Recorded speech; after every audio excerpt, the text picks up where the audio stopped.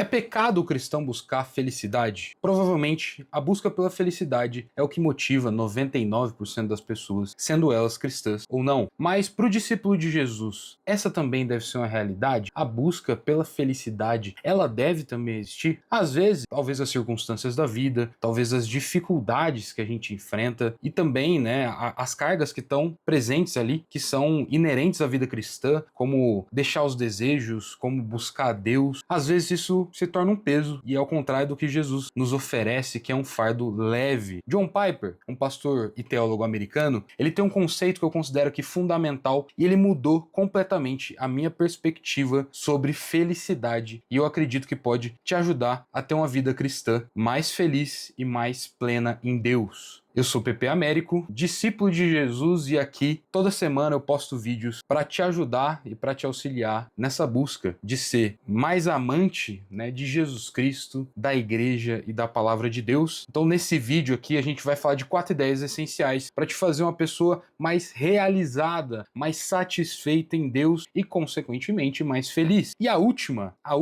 com certeza é a mais importante. Então fica aqui comigo até o final, para que a gente consiga desenvolver essa linha de raciocínio e essa conversa da melhor forma. Sem mais delongas, vamos lá. Jesus Cristo, quando ele apresenta e fala sobre a vida cristã, lá em Mateus 11, ele apresenta uma vida cristã onde o jugo é suave e o fardo é leve. Então quando a gente entende essa questão de jugo o que é, né? É aquilo quando os bois estão andando juntos, é aquilo que se põe nos bois. E o jugo de Jesus, né? Então pensa que Jesus está lá com o jugo e a gente vai debaixo do jugo de Jesus. E aí quem faz a força? Quem faz a força é Jesus e a gente vai seguindo com ele. Então, o jugo de Jesus é suave, porque ele está fazendo o esforço ali. No Salmo 16, Davi fala que a presença de Deus é uma vida, né, de delícias e eterno prazer. Delícias perpétuas, algumas versões trazem. Então, eu podia passar o dia aqui listando passagens que falam sobre uma vida de paz, uma vida de leveza, uma vida de alegria, que é prometido para aquelas pessoas que são filhas de Deus, aquelas pessoas convertidas que confessam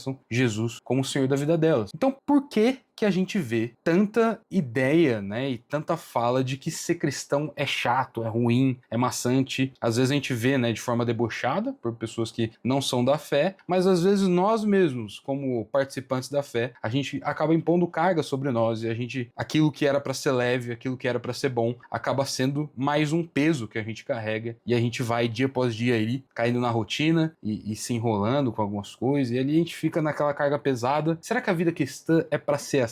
Então, o que eu queria dizer primeiramente para você aqui é que não é pecado buscar a felicidade. Em nenhum momento a palavra de Deus condena isso. E é interessante eu falar isso para você por quê? Porque se existem passagens nos falando sobre uma vida de paz, sobre uma vida leve, uma vida alegre, por que a gente não deve buscar isso? Por que a gente não deveria buscar isso? Então isso não é pecado, é algo que a gente acredita que é totalmente lícito e totalmente incentivado por Deus. Essa busca pela felicidade é um pensamento que eu não tinha antes.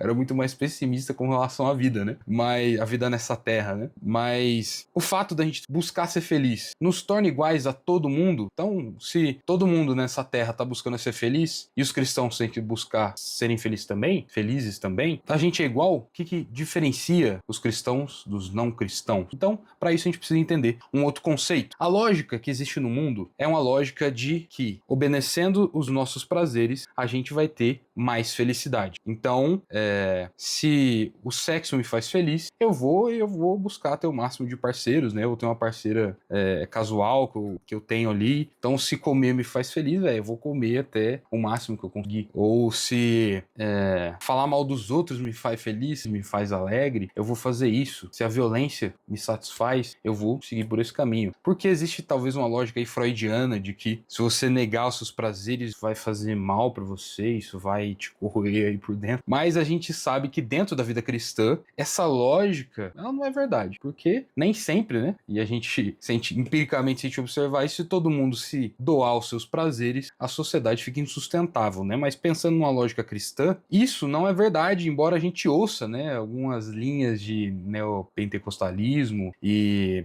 teologia da prosperidade que incentivem isso, a gente buscar o dinheiro e os prazeres dessa terra, mas não é uma lógica que a palavra de Deus apresenta. Então existem práticas que, embora sejam nossa vontade, a palavra nos orienta a não ceder a isso, não ceder a esses desejos. Então, se existe um desejo ali, uma libido sexual, eu entendo que o sexo deve ser praticado só no casamento. Então, se eu sou solteiro, eu preciso me negar a essas coisas. Então, se meu desejo, né, é mentir, enganar as pessoas, isso me deixa muito animado de ficar contando umas mentiras por aí, ficar enganando os outros, eu não posso fazer isso, porque isso não agrada a Deus. Então, se a gula, comer muito, exagerar, passar mal de tanto comer, se isso me satisfaz, se isso é bom pra mim, se eu gosto disso, não é isso que a palavra nos orienta. A fofoca e outras coisas que a gente sabe que Deus não se agrada, embora sejam tentadoras para nós todos os dias. A gente não pode, então, se deixar levar por isso. Então, se não são os nossos prazeres, o que é, no final das contas, né? E é interessante que sobre essa questão dos prazeres, o C.S. Lewis tem uma frase, e ele vai dividir a eternidade em dois tipos de pessoa. Lá no livro O Grande Divórcio, ele diz que no fim de todas as coisas vão existir aquelas pessoas que dizem para Deus, Deus, seja feita a tua vontade, e existem aquelas pessoas que Deus vai olhar para ela e dizer, seja feita a tua vontade. Então ele apresenta o inferno como um lugar onde as pessoas são entregues às suas próprias vontades. Parece terrível, né?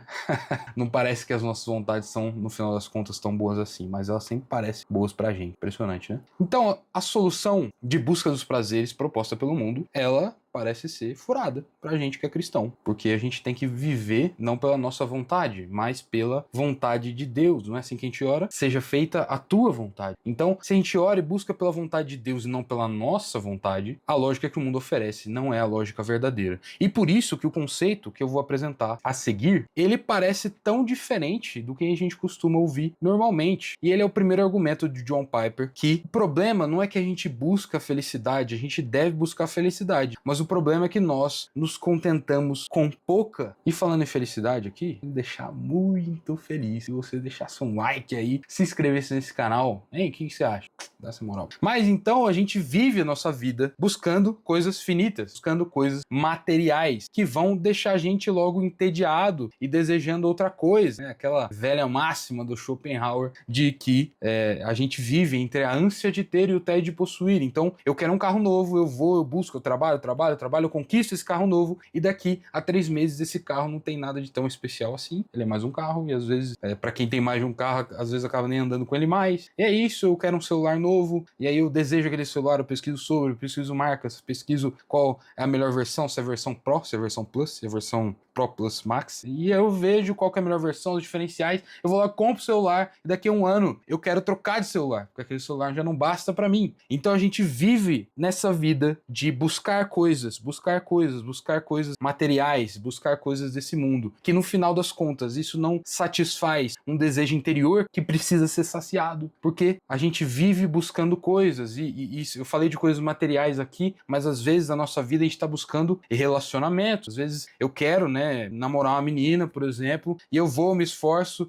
eu dedico a minha vida toda para isso, e aí quando alcança esse relacionamento, daqui a um ano, você nem gosta tanto daquela pessoa mais, e aí? Então, o que é buscar felicidade realmente? Se a felicidade está nessas coisas finitas, a gente vai viver uma vida eternamente frustrada. Não é essa a história que Jesus nos traz lá em João 4? Veja bem, João 4 apresenta a história pra gente da mulher samaritana. Então Jesus tá lá, ele chega numa cidade, ele encontra uma mulher num horário que o sol tá a pino lá e a mulher tá buscando água. Então Jesus começa a conversar com essa mulher, pergunta, né? E pede água para ela, eles começam a conversar sobre a água e Jesus como um judeu, ela como uma samaritana e aquela tensão ali. E Jesus fala assim, se eu te der uma água viva, você vai beber e nunca mais vai ter sede. E aí ela se interessa por essa conversa se estende e aí Jesus desmascara a mulher samaritana, né? Ele fala, pô, vai lá e chama seu marido. E ela fala, não tenho marido. E Jesus elogia, fala, você falou bem em falar que não tem marido, porque você já teve 5 maridos e esse homem que você vive aí não é o seu marido. Então, a gente vê na mulher samaritana esse exemplo do que eu acabei de falar. Uma mulher que vivia buscando satisfazer os seus desejos através dos seus casamentos. E o que acontecia? Ela buscava, se relacionava, e aquilo não dava certo. E ela buscava outro. Mas Jesus falou, calma, eu posso te dar uma água viva. Posso te dar algo que você não vai ter sede mais. Que vai saciar a sua vontade verdadeiramente. E disso, o que a gente extrai? para essa conversa que a gente está tendo. A gente extrai que a fonte da felicidade tá não nas coisas terrenas e nos desejos terrenos e na água desse mundo,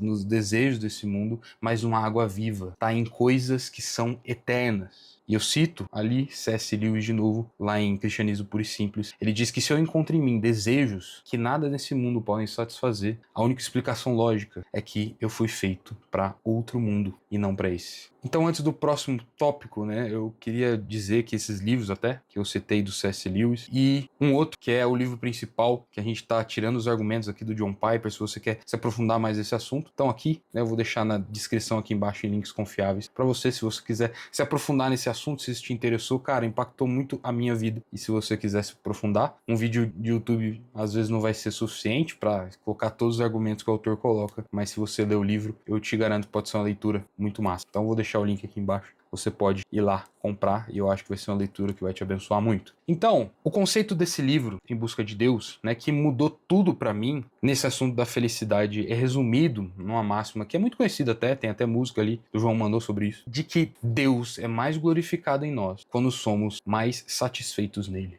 Calma, eu vou te explicar. Se somos cristãos, nós sabemos que a nossa vida, ela serve, se não é para agradar e servir aos nossos desejos, ela é uma vida que deve agradar a Deus. E isso não pode, às vezes, né? Pode não parecer um bom negócio pra gente. Falar, pô, viver pra agradar a Deus, né? Beleza, pode viver pra agradar a Deus, tal. Mas, às vezes, pra gente... E o que sobra pra gente, né? O que sobra pra gente dessa história, Deus? O que o John Piper quer transmitir aqui pra gente é que a melhor forma de nós glorificarmos a Deus é sermos satisfeitos e sermos felizes em Deus. E o que isso significa? Né? Que, embora todas as coisas ao nosso redor digam ao contrário, quanto mais você se sacrifica para fazer a vontade de Deus revelada nas Escrituras, mais feliz você vai ser. Quanto mais feliz você for, consequentemente, Deus vai ser mais glorificado através da sua vida. Então é isso, né? Eu dedico a minha vida às coisas de Deus e Deus é mais glorificado através da minha vida porque eu sou mais parecido com Jesus, sou mais santo e Deus é mais glorificado através de mim. Então eu cuido das coisas de Deus e Deus vai cuidando, né, das coisas da minha vida, inclusive sobre como sermos mais semelhantes a Ele e glorificarmos mais o seu nome nesse mundo. Paulo, lá em 1 Timóteo 6,6, ele vai falar que grande fonte de lucro é a piedade com contentamento. Piedade aqui é servir a Deus. É buscar viver a vida que Deus propõe para nós. É uma vida piedosa, é isso, né? Buscar a vontade de Deus e fazer a vontade de Deus. Então, a vida piedosa e uma vida contente com essa piedade é grande fonte de lucro. E isso é construir, que nem Jesus fala, isso é construir tesouros no céu, para a eternidade, onde ladrão nenhum pode pegar, onde traça nenhuma pode corroer. Isso é construir e viver do jeito certo. É isso que vai te fazer feliz. É isso que vai te fazer feliz. Eu sei, tá? Nem sempre isso vai ser fácil. E talvez vai exigir de nós um compromisso com resultados que vão ser a longo prazo, em vez da satisfação de vontades e desejos que são mais imediatos, tá?